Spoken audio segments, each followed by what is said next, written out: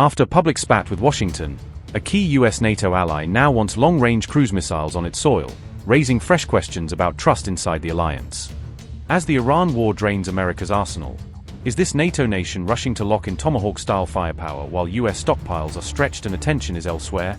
After pulling troops out of Germany, will President Trump now move to crush Chancellor Merz's missile demand, or risk a major rift with an already uneasy ally? Germany has revived talks to buy Tomahawk cruise missiles from the United States, according to a Financial Times report on May 10th. Along with the Tomahawks, Berlin is also seeking to buy US Typhon ground launchers as part of the same package. Tomahawk missiles are normally launched from naval surface ships or submarines in US and Allied service. In this case, Germany reportedly wants ground-launched Tomahawks that would be fired from the Typhon land-based system. The Typhon launcher is a US Army system capable of firing both Tomahawk cruise missiles and SM-6 missiles from a containerized, truck-mounted platform. Germany first submitted its request for long-range cruise missiles and Typhon launchers in July 2025, covering up to around 400 Tomahawks. Reports say the Trump administration has yet to approve the sale, and Berlin is still waiting for a formal US response. German Defence Minister Boris Pistorius plans to visit Washington soon, where the missile purchase is expected to be on the agenda.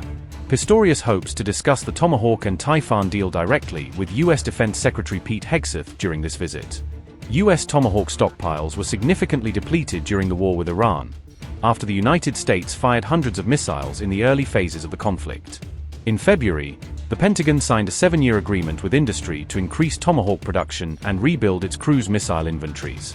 Germany is seeking long-range strike options against the backdrop of rising security tensions in Europe and the wider region, as well as instability linked to the Iran war.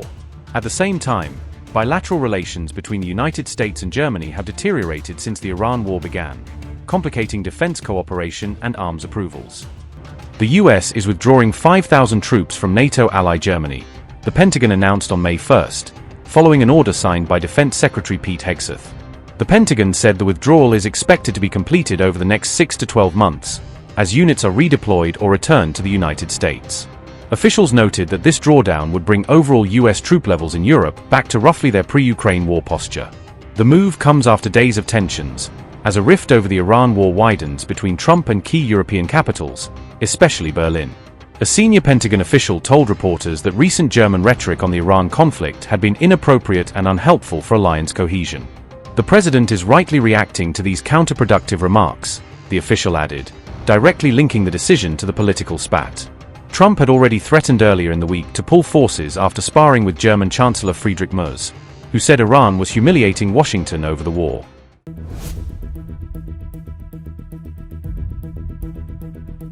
On April 27th, Merz told students that the Americans clearly have no strategy for the Iran conflict, accusing Washington of blundering into a war without an exit plan.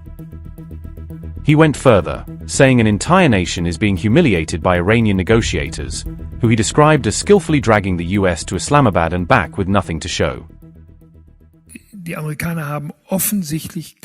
The Americans clearly have no strategy, and the problem with conflicts like this is always that you don't just have to go in, you also have to get out again. We saw that all too painfully in Afghanistan for 20 years. We saw it in Iraq. So this whole affair is, as I said, ill-considered, to say the least. At the moment, I cannot see what strategic exit the Americans are now opting for, especially as the Iranians are obviously negotiating very skillfully, or rather, very skillfully not negotiating and letting the Americans travel to Islamabad only to leave again without any results.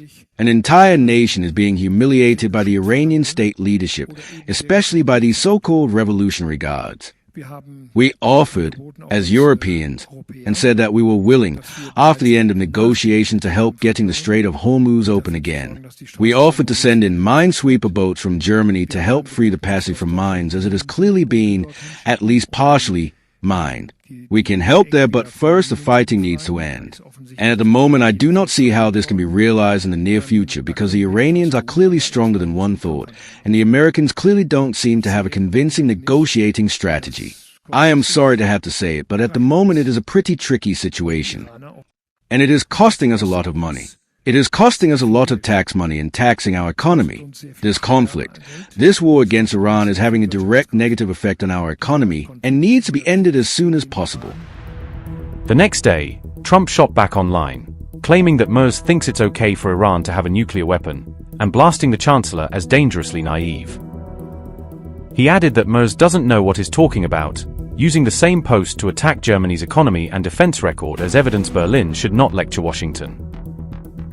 Interestingly, by April 30th Merz was striking a more conciliatory tone, stressing Germany's readiness to help clear mines in Hormuz and backing harder sanctions. And in this spirit, we are also committed to bringing an end to Iran's blockade of the Strait of Hormuz as a matter of urgency.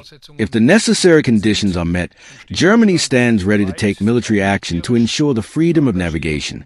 Ahead of last week's European Council meeting in Cyprus, I call for the pressure of sanctions on Tehran to be stepped up once again. For if Hormuz remains blocked, this will cause massive economic damage for us all. Our message is therefore that Iran must come to the negotiating table. It must stop playing for time. It must no longer hold the entire region, and ultimately the whole world, hostage. Iran's military nuclear program must be brought to an end. There must be no further attacks against Israel and our partners in the region. On all these issues, we are in close contact with our partners, including, and particularly, those in Washington. We do this in the shared transatlantic interest. We do so with mutual respect and a fair sharing of the burden. And in doing so, we are following a clear course, particularly during this turbulent period. This course remains firmly focused on a strong NATO and a reliable transatlantic partnership.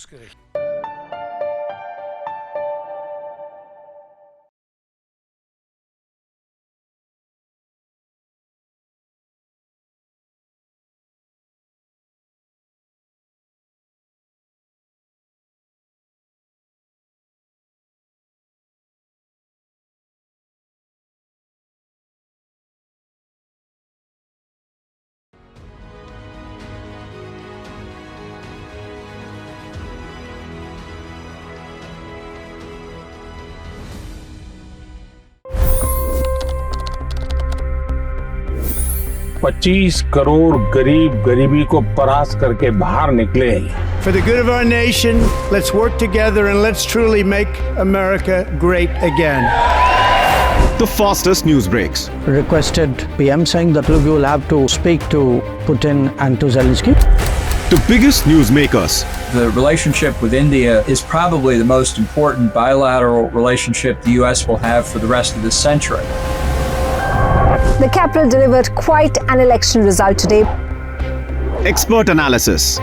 The million-dollar question today is how to stop this dance of death.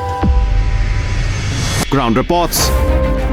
I'm standing at the crossroad of the Kumbh Mela. Behind me are more than 100 entry ghats.